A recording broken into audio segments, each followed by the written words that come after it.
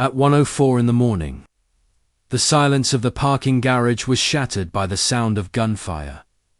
7 shots echoed through the concrete structure in rapid succession. The sharp cracks bounced off the walls, making them sound even louder in the stillness of the night.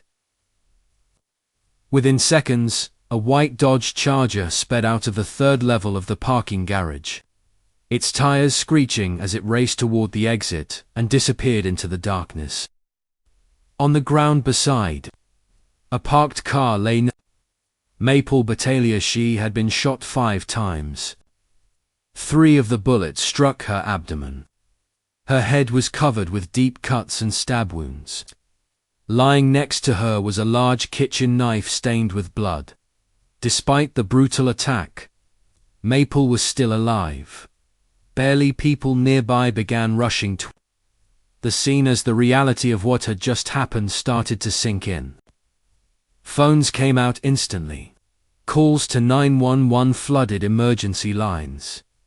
Within minutes, law enforcement officers arrived at the parking garage. They found Maple lying on the pavement, surrounded by blood. Officers immediately began doing everything they could to keep her alive, while waiting for paramedics to arrive. The injuries were severe, but they refused to give up. When paramedics reached the scene, Maple was rushed to the hospital as quickly as possible, but the damage was too great. A few hours later, Maple Batalia was pronounced dead. The attack had taken place on September 27, 2011, on the campus of Simon Fraser University in Surrey, British Columbia. What made the crime even more shocking was where it happened. The campus was not empty. Even after midnight, the area was still active with students studying, talking, and heading home after long nights in the library. Just minutes before the shooting, Maple had walked out of the campus library with 3 friends. They had spent hours studying together. The kind of late-night session that most students know well. By the time they finally decided to leave, the early glow of morning was beginning to creep into the sky. Everyone was tired but relaxed, ready to head home. Nothing seemed unusual. Nothing seemed dangerous. The group walked together for a short distance before eventually splitting up. Maple said goodbye to her friends and headed toward the parking garage, where her car was parked on the 3rd level. And then something strange happened. At the exact moment Maple entered that level of the parking structure, the security camera that normally watched the entrance slowly turned away as part of its routine scanning cycle. During the critical seconds that followed, the camera was pointed in the opposite direction. Nothing was recorded. Minutes later, the gunshots rang out. When police began examining the scene, one detail quickly stood out. Maple's wallet was still there. Her belongings were untouched. Nothing had been taken. This immediately made investigators question the motive. Robbery didn't make sense. If someone had wanted money or valuables, they would have taken them. But everything was still there, exactly where it should have been. That meant something else had happened here. Something far more personal. By the next day, the case had already grown into a major investigation. More than 50 officers were assigned to work on it. Detectives began combing through the crime scene, reviewing surveillance footage, and speaking with anyone who might have seen or heard something unusual that night. Surprisingly, no witnesses came forward from inside the parking garage. The area had been busy just moments before the shooting, yet no one had actually seen the attacker. However, one person did notice something important. A man living in a building across the street had heard the gunshots. When he ran to his window, he saw a white Dodge Charger speeding away from the parking structure. He couldn't see the license plate, The car was moving too fast, and the lighting was too poor. But he clearly remembered the model of the car, and the direction it went. That small piece of information would later become incredibly important. Meanwhile, investigators began learning more about the victim herself. Maple Batalia was only 19 years old. But her life was already filled with ambition and opportunity. She was a university student studying health sciences, and she had dreams of becoming a doctor one day. But that wasn't the only path she was exploring. Maple was also building a career in modeling and acting. She had already signed with a modeling agency and had started appearing in film and television roles. Opportunities in the entertainment industry were slowly beginning to open up for her. In many ways, her life seemed to be moving forward at an incredible pace. She was intelligent, hard-working, and determined. Friends described her as warm, kind, and full of energy. She had the kind of personality that made people feel comfortable around her almost instantly. At just 19 years old, Maple had already achieved things many people only dreamed about. But behind the scenes, something else had been unfolding in the weeks leading up to her death. A darker story. One that investigators would soon discover. Maple had recently ended a long and difficult relationship with her 20-year-old ex-boyfriend, Gary. And according to those close to her, the breakup had not gone well at all. Gary had struggled to accept that the relationship was over. What started as emotional distress slowly turned into something far more concerning. Over the course of several weeks, his behavior began to spiral into obsession.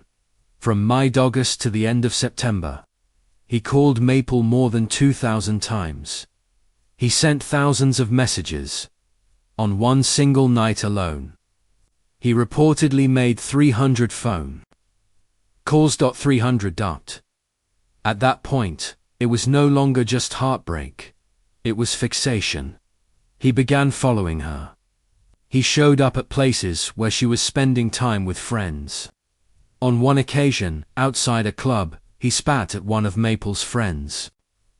Another time he punched a man after discovering that Maple had been having coffee with him. During one confrontation, he even shoved Maple to the ground. Eventually, the situation escalated to the point where police became involved. Gary was arrested and charged with assault. A court order was issued requiring him to have no contact with Maple. But even after that, the tension didn't disappear. And just 2 days before the murder, something happened that investigators would later find extremely suspicious. A close friend of Gary's rented a white Dodge Charger. When the car was picked up, Gary was there with him. At the time, it may have looked like a simple, ordinary moment. But after Maple's murder, that detail would suddenly take on a much darker meaning. Because the car that sped away from the parking garage that night was also a white Dodge Charger, and investigators were about to uncover a series of events that would make it increasingly difficult to believe that what happened to Maple was random. In fact, the deeper they looked into the case, the clearer one unsettling possibility became. Someone may have been waiting for her. When the news of Maple Batalia's death spread across the campus of Simon Fraser University, the atmosphere changed almost overnight. What had once been a normal, busy university environment suddenly felt tense and uncertain. Students who had walked those same parking garages and hallways every day now felt uneasy. Many of them couldn't stop thinking about one terrifying fact. Maple had been attacked in a place that was supposed to be safe. A university parking structure. A public area. A place filled with lights and security cameras. And yet somehow, someone had managed to carry out a brutal attack, and disappear into the night. For investigators, the pressure to find answers was immediate. Within hours of the shooting, the Integrated Homicide Investigation Team began working the case. More than 50 officers were assigned to the investigation. Detectives started collecting evidence, reviewing surveillance footage, and interviewing anyone who might have seen something unusual that night. But early on, the case presented a frustrating problem. There were almost no witnesses. Despite the fact that the campus had been active that night, no one inside the parking garage had actually seen the moment the attack happened. Students had been walking to their cars and leaving the library just minutes before the gunshots. Yet somehow no one had been in the exact place, at the exact moment the shooting occurred. It was as if the killer had chosen the perfect window of time. Still, investigators did have one small, but important lead. The man living in the apartment building across the street, who had heard the gunshots, told police about the white Dodge Charger he saw speeding away from the parking structure. While he couldn't identify the license plate, he clearly remembered the model of the car and the direction it drove after leaving the garage. That detail immediately became a focus for investigators.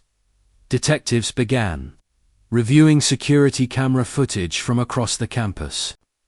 Fortunately, Simon Fraser University had nearly 100 surveillance cameras placed around the property. Each one captured small pieces of the night, fragments of movement, headlights passing, people entering and leaving buildings. By carefully examining those recordings, investigators started reconstructing Maple's final hours. The footage showed Maple inside the campus library, studying with friends.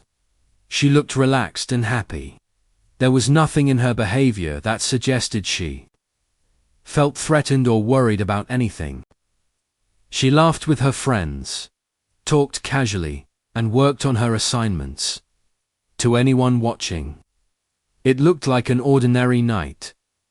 Shortly before 1 a.m., Maple and 3 friends left the library together. They walked side by side for a short distance before eventually separating. Each person headed toward their own car. Maple walked alone toward the 3rd level of the parking garage, and then the cameras stopped telling the story. Because when Maple entered the garage, the security camera covering that section slowly rotated away as part of its programmed scan. At the exact moment something happened. The camera wasn't looking. That small technical detail created a frustrating gap in the timeline. However, other cameras inside the structure revealed something interesting.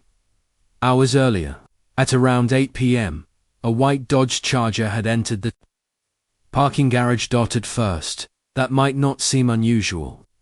Hundreds of vehicles passed through the structure every day. But when investigators watched the footage more carefully, the behavior of that particular car stood out. Instead of parking quickly and leaving the vehicle like most drivers would, the Charger circled the parking levels multiple times. It drove slowly, almost as if the driver was searching for something. Eventually, the car parked and remained inside the structure for hours. When detectives compared the timing, something became clear. The car was already there before Maple even arrived at the library, and it stayed there until the moment the shooting happened. That didn't look like coincidence. To investigators, it looked like someone had been waiting. Meanwhile, detectives began digging deeper into Maple's personal life, hoping to uncover anyone who might have had a reason to hurt her. Friends and family described her as kind, ambitious, and focused on her future. She had dreams of attending medical school, and she was also gaining momentum in acting and modeling. Opportunities were opening up for her. and she was excited about where life might take her. But when investigators asked about possible conflicts or problems in her life, one name kept coming up: her ex-boyfriend Gary. Maple's family told police that the relationship between Maple and Gary had been unstable for years. They had started dating in high school and had an on-and-off relationship that lasted about 4 years. Eventually, Maple ended the relationship after discovering that Gary had been cheating on her. The breakup devastated her, but she tried to move on. She focused on her studies and her career opportunities, determined not to let the situation destroy her plans. Gary, however, didn't react the same way. According to Maple's family, his behavior became increasingly disturbing after the breakup. From mid-August to late September, Gary began calling Maple obsessively. Phone records later showed that he had made more than 2,000 phone calls to her during that short period. He also sent thousands of text messages. One night alone, he reportedly called her 300 times. For investigators, that level of contact was deeply concerning. It suggested a pattern of stalking and harassment, not just emotional distress. Friends also told police that Gary had begun showing up at places where Maple was spending time. Sometimes he would confront people she was with. Outside a club one night, he spat at one of her friends. Another time, he punched a man after discovering that Maple had met him for coffee. During one heated argument, Gary shoved Maple to the ground. That incident finally pushed Maple to report him to the police. Gary was arrested and charged with assault, and the court ordered him to have no contact with Maple. But even with the legal restriction in place, investigators wondered whether Gary had truly stayed away from her, especially after discovering something else. Just 2 days before the murder, a man named Jersmar Betty rented a white Dodge Charger. At first, it seemed like a routine rental transaction, but there was one detail that immediately caught investigators' attention. When the car was picked up from the rental company, Gary was there with him. That detail suddenly connected Gary to a vehicle that looked exactly like the one seen leaving the crime scene. As detectives continued reviewing surveillance footage, they confirmed that the same model car had entered the parking garage hours before Maple was killed. The possibility that this was all coincidence was starting to look very unlikely. Then another discovery pushed the investigation even further. After Maple was shot, the rented Dodge Charger reportedly spent several hours at a car wash. Investigators. That detail was extremely suspicious. Why would someone rush to clean a car immediately after a shooting? That question led police to track down the vehicle itself, and when forensic experts examined the car, they found something that changed the entire direction of the event. Hidden under the hood was a single shell casing. It was small, easy to miss, but it was exactly the kind of evidence investigators had been hoping to find. When forensic specialists compared it with the bullet casings recovered at the crime scene, the result was undeniable. The casing matched. That meant the rented Dodge Charger had been present during the shooting. What had once been just a possible lead had now become direct physical evidence. And suddenly, the investigation had a clear path forward. But one question still remained. If the car was involved in the murder, who was actually inside it that night?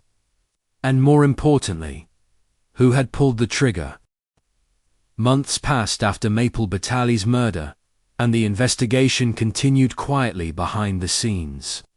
Detectives worked long hours, reviewing evidence, rechecking timelines, and interviewing anyone who might have had even the smallest connection to the case.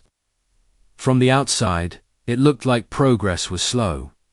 But behind the scenes, investigators were slowly putting the puzzle together piece by piece. The white Dodge Charger had become the most important clue. Police began examining records of every person who had rented or owned a vehicle matching that description in the area. It was a long and careful process. One by one, names were checked. Drivers were contacted. Alibis were confirmed.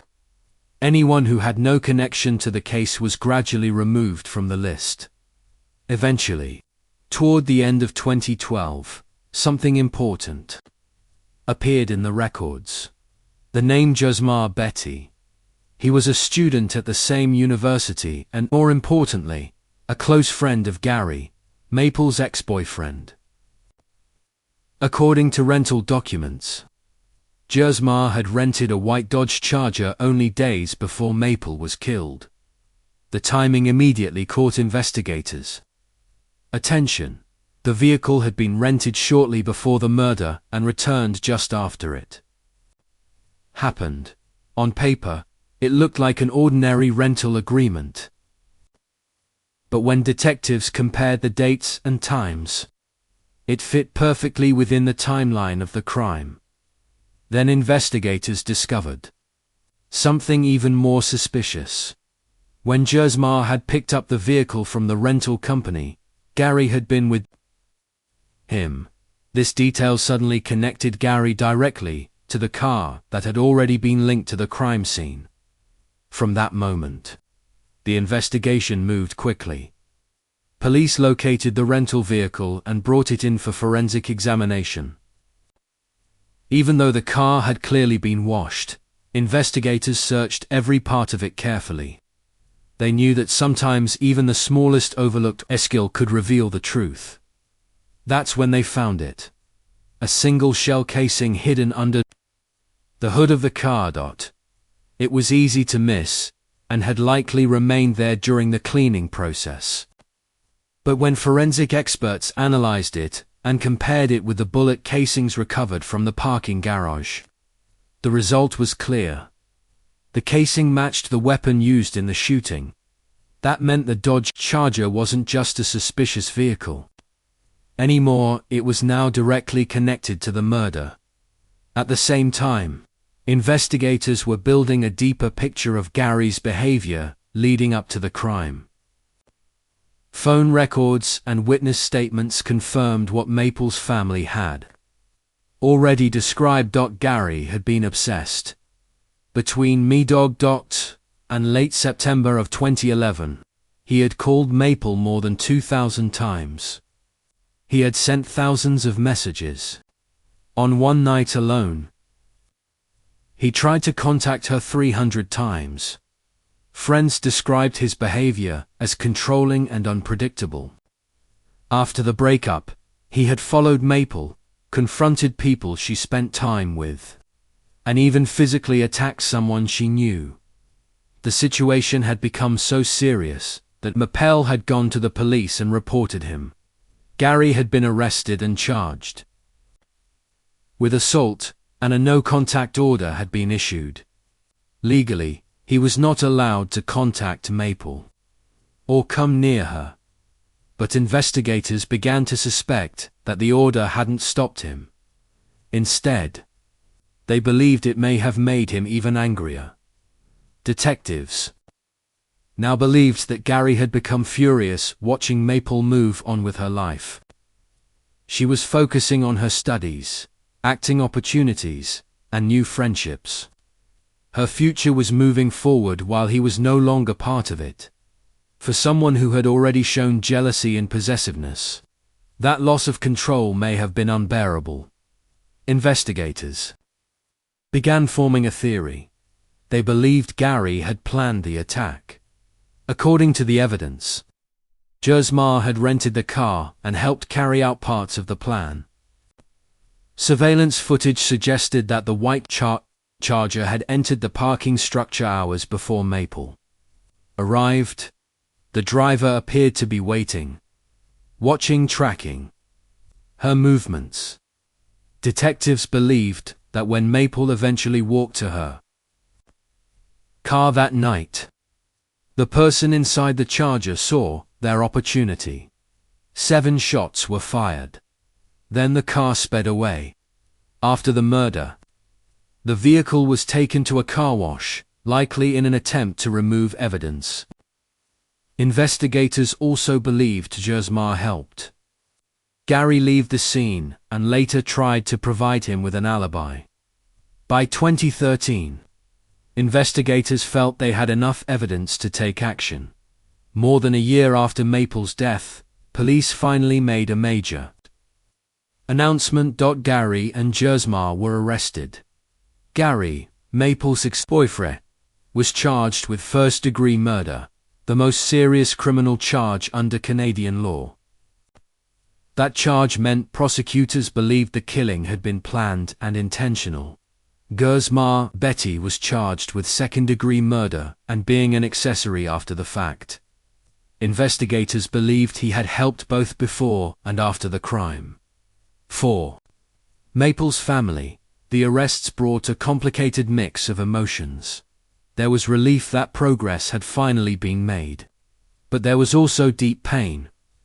Nothing could bring Maple back, and the reality of what had happened was now impossible to ignore. Maple's father, Harry Batalia, had spent more than a year waiting for justice.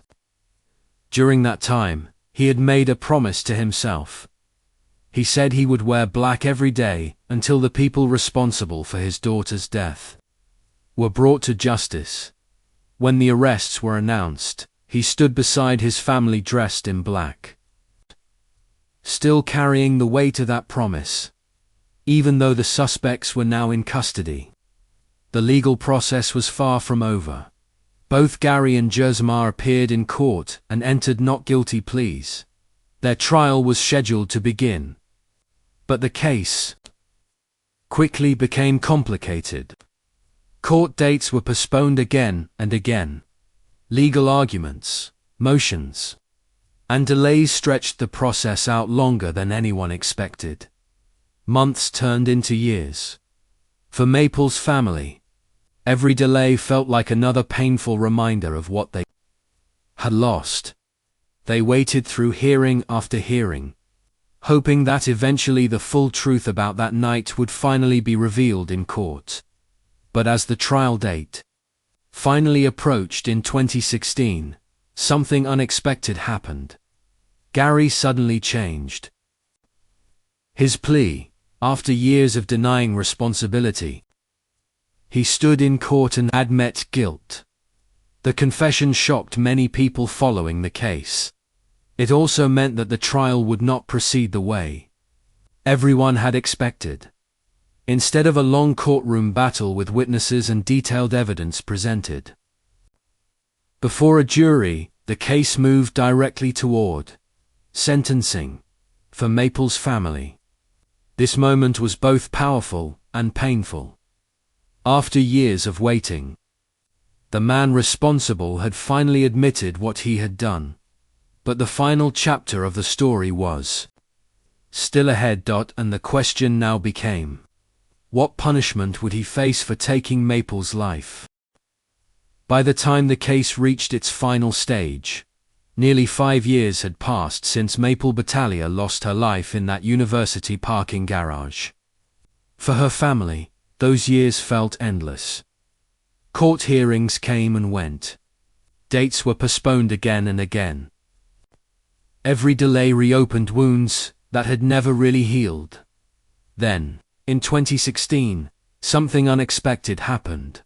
Just days before the trial was scheduled to begin, Gary, who was now 26 years old, suddenly changed his plea.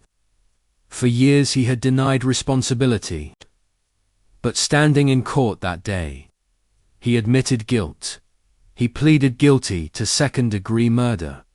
The statement itself was short and formal. There was no dramatic confession, no emotional explanation, just a legal acknowledgement of responsibility. But that single moment meant the trial that had been expected to last weeks would no longer happen. There would be no jury, no extended presentation of evidence, no detailed courtroom reconstruction of the crime. Instead, the case moved directly to sentencing. Under Canadian law, a conviction for second-degree murder carries an automatic life sentence. However, the judge must decide how many years the offender must serve before they are allowed to apply for parole. The judge had a range of options. The parole ineligibility period could be set anywhere between 10 and 25 years. After reviewing the evidence and the circumstances of the case, the judge made the decision. Gary was sentenced to life in prison, with no chance of parole for 21 years. In practical terms, this meant that Gary would spend at least 2 decades behind bars before he could even apply for release. Until those 21 years passed, there would be no review and no possibility of early parole. Prosecutors later explained that the sentence was among the harshest punishments ever given in Canada for the murder of a single victim. But even with such a serious punishment, the sentence did not feel like victory for Maple's family. Nothing could undo what had happened. Nothing could bring Maple back. Still, the courtroom moment carried deep emotion. Maple's parents had waited years to hear those words. Her father had kept the promise he made long ago to wear black until justice came. For him, that moment represented the end of a long and painful chapter. But the story wasn't completely over. The second man involved in the case, Jersmar Betty, still faced judgment. Prosecutors had accused him of helping Gary both before and after the murder. They believed he had helped plan parts of the crime, rented the car used that night, and assisted Gary in escaping afterward. However, when the court examined the evidence more closely, the outcome was different than many expected. Jersmar was found not guilty of second-degree murder. Instead, he was convicted of a lesser charge, being an accessory after the fact. In legal terms, this meant the court believed he helped Gary after the crime, but could not prove beyond doubt that he had been directly involved in the murder itself. The sentence was 22 months in prison. But the situation became even more painful for Maple's family when he was released early, after serving roughly 18 months. Jersmar was freed. For Maple's loved ones, the news was devastating. They felt the punishment did not reflect the seriousness of the crime, or the role he played in helping the killer escape. Maple's sister later spoke publicly about the moment in court that stayed with her the most. During sentencing, she said, Jersmar smiled. That smile, she said, felt like a message almost, as if he believed he had gotten away with something. The courtroom that day was quiet, but the silence felt heavy. Maple's family stood there facing someone connected to the destruction of their world. And instead of remorse, they saw what looked like confidence. For them, that moment became another painful memory layered on top of everything else. Even though the legal case was now finished, the emotional weight remained. Justice, in legal terms, had been served. But justice did not erase grief. In the years that followed, Maple's story continued to be remembered. In 2017, a documentary film about her life and death was released. The film aimed not only to tell the story of the crime, but also to show who Maple truly was as a person. It highlighted her dreams, her ambitions, and the bright future that had been taken away. The documentary also raised awareness about intimate partner violence, a problem that often grows quietly until it turns into tragedy. Maple's family also created something meaningful in her memory. They established the Maple Batalia Memorial Scholarship, designed to support young South Asian Canadian women pursuing education in the arts. Another scholarship fund was created to support students in health sciences honoring Maple's dream of becoming a doctor. Through these scholarships, Maple's name continues to live on. Students who never met her now benefit from opportunities created in her honor. In a way, her story continues through the lives of others. Even years later, people who knew Maple still describe her the same way: kind, intelligent, and incredibly driven. She had big dreams and the determination to reach them. Friends believed she could have succeeded in anything. She chose medicine, acting, modeling, or something entirely different. She was only 19 years old. One of her closest friends once described Maple's death with a simple but powerful image. She said it felt like a flower being crushed just as it was about to bloom. A life full of potential, a future that had only just begun. For Maple's father, the loss was impossible to measure. He once described his daughter as the most precious thing in his life. After she was gone, the house felt empty in a way it never had before. Everything was still there, but without her, nothing felt the same. He said something that stayed with many people who heard it. He said, "We lost our angel, and she is not coming back." There was no anger in those words, only the quiet pain of a father learning to live with something that could never truly be repaired. And that is perhaps the most heartbreaking part of Maple Batalia's story. The case was solved. The killer was punished. But the life that was taken can never be replaced. Sometimes justice brings answers, but it cannot bring back the future that was lost.